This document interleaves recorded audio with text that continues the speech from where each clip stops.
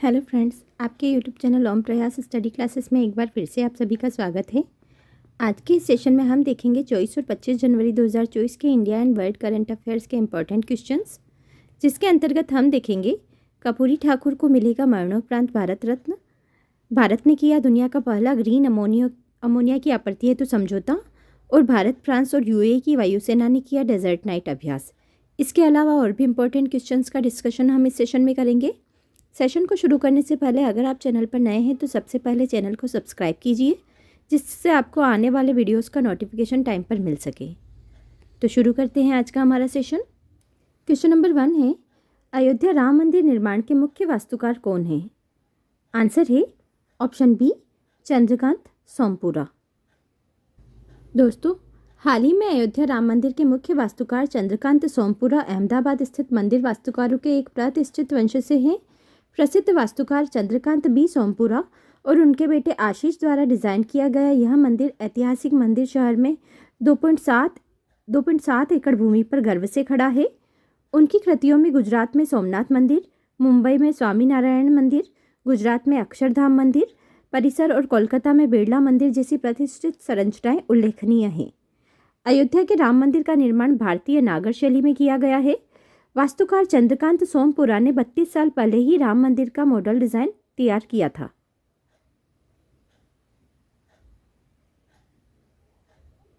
Question number 2 है, प्रधानमंत्री नरेंद्र मोदी ने बोइंग सुकन्या कार्यक्रम की शुरुआत कब से की गई? आंसर है ऑप्शन सी, 19 जनवरी 2024 से। दोस्तों, हाल ही में पीएम मोदी ने बेंगलुरु में 19 जनवरी को लॉन्च किया Boeing Sukanya programme. Boeing Sukanya कार्यक्रम का उद्देश्य देश के बढ़ते एविएशन सेक्टर में देश भर से और अधिक लड़कियों की एंट्री में मदद देना है। ये कार्यक्रम पूरे भारत की लड़कियों और महिलाओं को विज्ञान, प्रौद्योगिकी, इंजीनियरिंग और गणित क्षेत्रों में महत्वपूर्ण कौशल सीखने और एविएशन सेक्टर में नौकरियों के लिए प्रशिक्षण पाने के मौके मुहैया करेगा। इस प्रोग्राम के तहत लड़कियों के लिए स्टेम, साइंस, टेक्नोलॉजी, इंजीनियरिंग और मैथ कैरियर में रुचि जगाने में मदद करने के लिए ये 150 जगहों पर स्टेम लैब बनाए जाएंगे।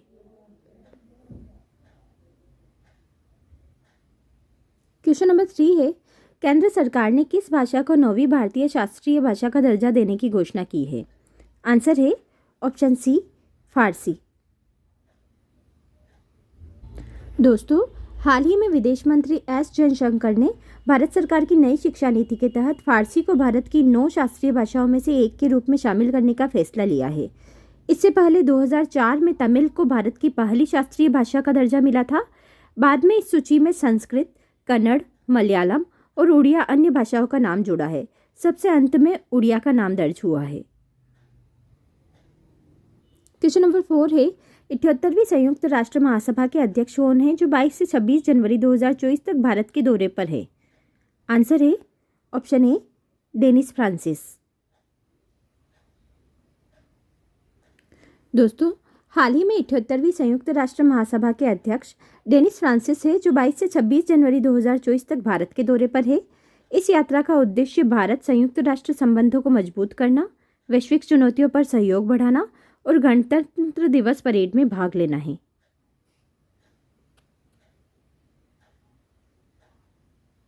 क्वेश्चन नंबर 5 है, भारतीय सेना ने आतंकवाद को खत्म करने के लिए कौन सा ऑपरेशन शुरू किया है?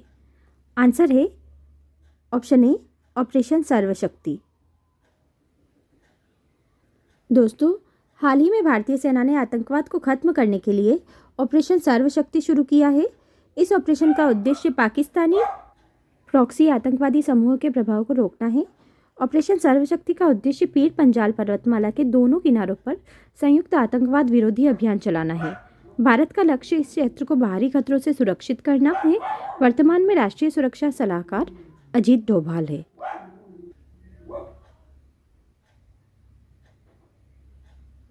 क्वेश्चन नंबर 6 है, विंग्स इंडिया अवार्ड्स 2024 में वर्ष के सर्वश्रेष्ठ हवाई अड्डे का पुरस्कार किस हवाई अड्डे को दिया गया है? आंसर है ऑप्शन सी, केम्पेगौड़ा अंतर्राष्ट्रीय हवाई अड्डा। दोस्तों, हाल ही में केम्पेगौड़ा अंतर्राष्ट्रीय हवाई सुरक्षा के आई है बेंगलोर को 18 जनवरी 2024 को विंग्स इंडिया अवार्ड्स 2024 में वर्ष का सर्वश्रेष्ठ हवाई अड्डा सुरक्षा पुरस्कार दिया गया है। यह पुरस्कार केम्पेगौड़ा इंटरनेशनल हवाई अड्डे, बेंगलोर और दिल्ली इंटरनेशनल एयरपोर्ट लिमिटेड को संयुक्त रूप से दिया गया है। पुरस्कार केंद्रीय नागरिक उड्डयन मंत्री द्वारा प्रदान किया गया है। इसके लिए पुरस्कार समारोह का आयोजन हैदराबाद में किया गया।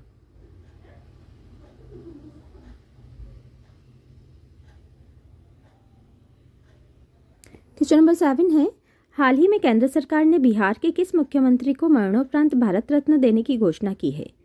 आंसर है ऑप्शन ए कर्पूरी ठाकुर।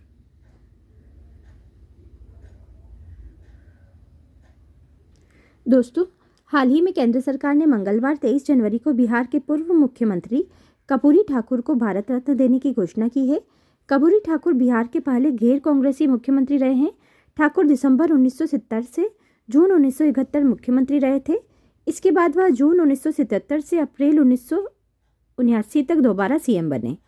मुख्यमंत्री बनने के बाद उन्होंने नौकरियों में मुंगेरी लाल कमीशन लागू कर गरीबों और पिछड़ों को आरक्षण दिया।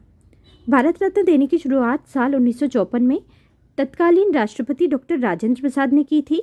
यह अवार्ड भारतीय नागरिकों के साथ साथ 2 विदेशी नागरिकों को भी मिल चुका है।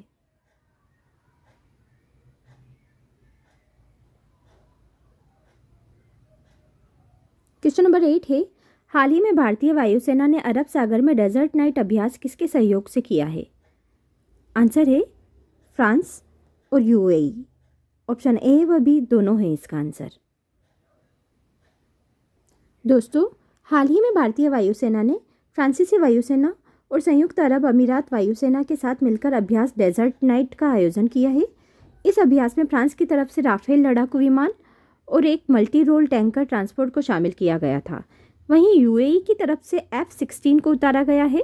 भारतीय वायुसेना की तरफ से Su-30, MKI, MiG-29, Jaguar, AWACS, C-130J को इस अभ्यास में शामिल किया गया था। भारतीय FIR में यह अभ्यास अरब सागर के ऊपर आयोजित किया गया था।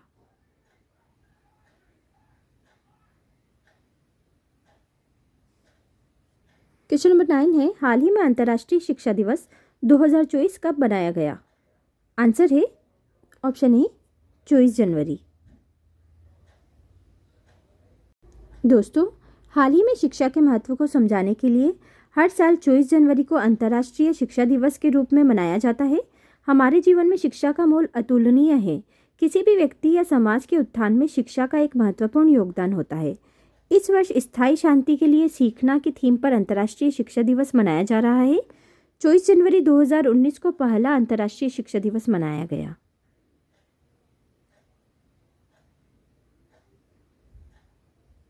क्वेश्चन नंबर 10 है, हाल ही में भारत ने दुनिया का पहला ग्रीन अमोनिया की आपूर्ति के लिए समझौता किस देश के साथ किया है? आंसर है ऑप्शन ए जापान।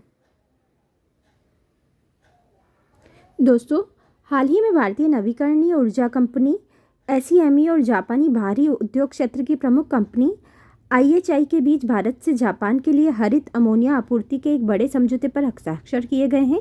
भारत के अग्रणी नवीकरणीय ऊर्जा कंपनी SEME समूह और जापान के एकीकृत भारी उद्योग समूह IHI कॉरपोरेशन ने ओडिशा, भारत से जापान के लिए हरित अमोनिया आपूर्ति के लिए एक ऑफटेक टर्म शीट पर हस्ताक्षर किए हैं।